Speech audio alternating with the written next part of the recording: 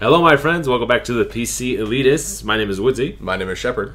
And we're doing a subject that comes from PC Gamer Magazine. Is Kickstarter good for gaming? Or the development of those games? If anyone doesn't know, Kickstarter is a website where people come up with a project. It doesn't need to be a game. It could be almost anything. And they pitch what they're trying to develop, and people fund it by giving some sort of monetary amount, like $12, $5, whatever they set up, that you could be the Kickstarter of this project. And typically they'll offer you some sort of tiered system of rewards for doing that. You know, if it's $10, you get early beta access up to, if you're like a $1,500 contributor, for example, you get all this exclusive content. Maybe you get your voice in the game or your name mentioned in the game. They can really offer you whatever. Right. So there's kind of a tiered incentive system there. Right. And it's become popularized by Double Fine and Tim Schafer, who raised a ton of money. Much more than he ever thought. Exactly. And there are many projects which, are saying we want to raise $6,000 and they'll raise 50. $50,000, I mean, not $50. And right. Well, there are some who also just fall flat on their faces, but at least they haven't, made a game that no one wants to play and just take this huge loss. Right. It's kind of been best of both worlds. Right. So basically they ask the question and they have two guys debating back and forth. One says that yes, it is good for gaming, and the other says it's no, and I'll let Shepherd summarize their points so we don't read the entire article. Sure. So just to give credit where credit is due, from PC Gamer issue, I don't know the date, it's not listed on here, but it's the one with Call of Duty Black Ops 2 on the front. I think it's the most recent edition.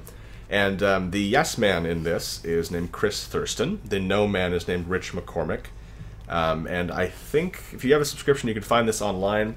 I don't know if you don't have a subscription, if it's available. Highly recommend reading the article, because I think it's certainly interesting. However, to quickly summarize, the guy who says yes, it is good for gaming, you can kind of summarize his arguments into three distinct ones. The first is that using Kickstarter, you have to prove that it's at least a good idea before you develop the game.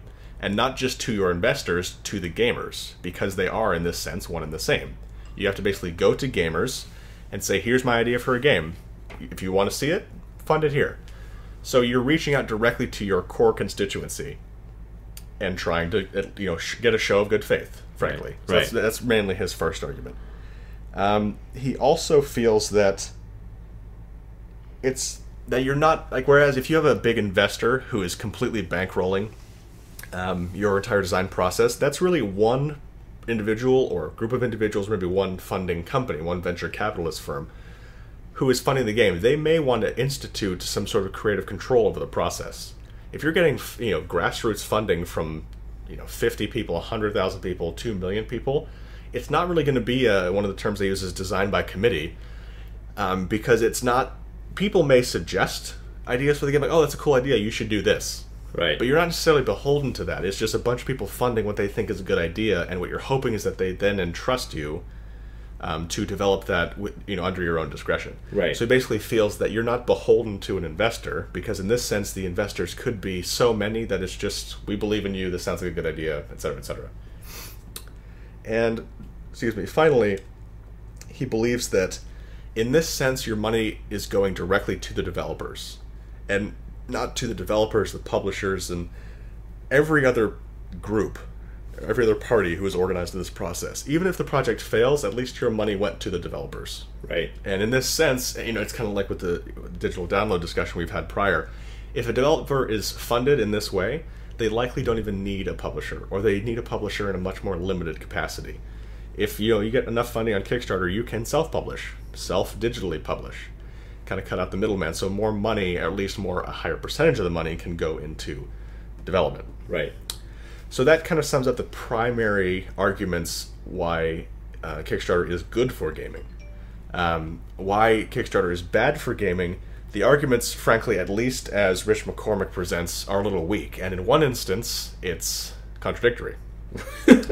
So pretty much to sum up, what he is saying is, no, Kickstarter is not good for gaming because you're not being given a good idea and decide whether or not to buy it. What you're being given is a sales pitch. And it's not the developer reaching out to money, it's whoever the developer hired to craft this pitch. And you're being sold. Right. Basically.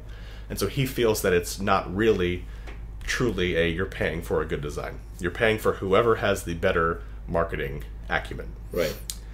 Next, he basically says that, and this is where he lays the foundation, which later contradicts himself. He said that you will have this design by committee because then you're beholden to all of these gamers who are bitchy and just say, I want the game to be this, that, and the other, and I want the game to be exactly what you're pitching me right now. If you're promising me this type of game, you better not change it down the road, because I wouldn't have given you my money if I knew what you were going to be changing. And that could be a real thing. You will likely encounter people who feel that way. Right. And if you're pitching this idea on Kickstarter, clearly the game is in pre-alpha. It's just an idea at this point, or even if it is an alpha. I mean, you just have a very rough trailer. So it's a valid point. Tim Schafer's case, there was no game. Yeah. It's just him on the Hey, screen. I woke up this morning and I thought of this. Right. Kickstarted. I think that is a valid argument, that you could have that issue. Well, I won't get into what we think of it just yet. So that's like basically his second real complaint. The other one, which contradicts the last one, so just to kind of recap, he said people will want the game to stay the same as when they funded it, right, and have it not change. But then he goes on to say, well, gamers are fickle, and the game, if I kickstart it and fund it now, probably won't come out for a year or two. And my tastes will change, and I probably won't even want that game anymore in 2 years, so I won't care. Well, you can't really have it both ways, and this is something that after reading this, it was the first thing Woodsie said. So to give credit where credit is due, Woodsie came up with this. I'm just kind of summarizing it. And it is a contradiction that you can't say that people want the game to be the same, but that they also are fickle and will want a different game, a different game entirely, or not be interested in that game a week later, or a year later. So those are the arguments for and against, and I'm going to turn it over to Woodsie so you can get his sense, and I think I'm just going to mainly let him present it, and I'll just kind of pepper in as needed, because I think he and I agree completely here, so I won't have to have you both listen to both of us say the same thing. I think the advantages of Kickstarter are pretty evident, and the pros that the guy, what's his name? It's Rich is the negative. Rich McCormick, and let me go back there. I know. Anyway, but the pros that he lays out, that you have a closer relationship with the game developers, it goes direct to the developers, and that you're getting the niche game developed that you want to support. Rich is against Chris's for. Okay, so Chris makes good points, and I agree with all of them. Rich, I disagree with, because the title of this is Kickstarter a good thing for gaming? I think I could use his same arguments without changing anything and just title this, Is Kickstarter a good thing? Yeah, that's true. Because aren't the same arguments apply to any product? Yeah, he's broadly speaking more to capitalism. Yeah, exactly. I mean, why are the arguments he's bringing up any different for a game than like a card game or a T-shirt or what have you?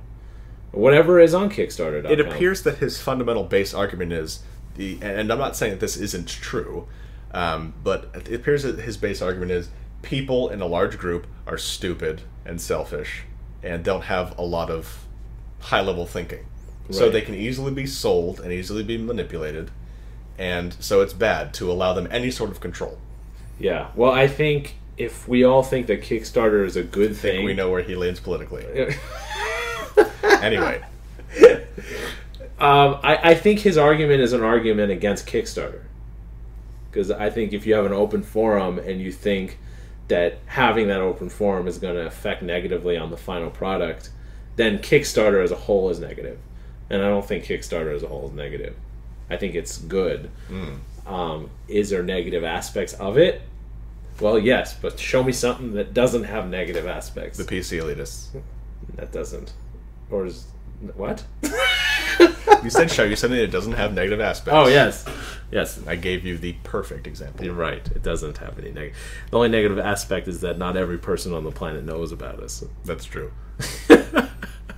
But, so I don't know. I don't think his no... I feel like he's just being contradictory for no reason. I mean, obviously it's good for gaming because you can support something that is a niche game.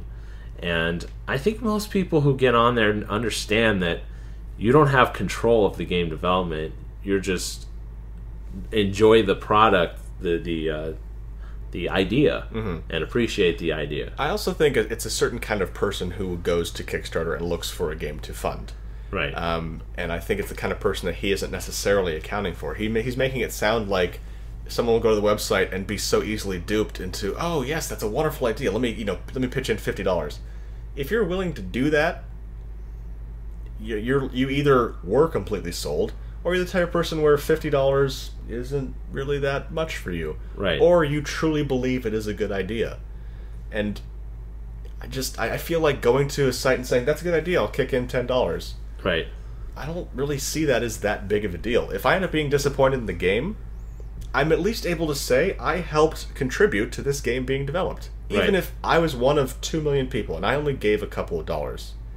You're embracing the community, and you're giving them something that may not be significant, and that's the sense of I contributed to this development process. But what you're also giving them is an actual chance to say, yes, I don't want to fund this, or no, yes, I want to fund this, no, I don't. I don't really know too much about Kickstarter just because I've only gone on it to look at certain games just to see what their funding level is at. But perhaps there should be a section where you can say, you can track how many people viewed the page and decided not to contribute, and if there's a chance for them to say why they didn't. That feedback could be just as valuable as I believe in you. Here's $20. Right. I'm wondering if this argument that they have.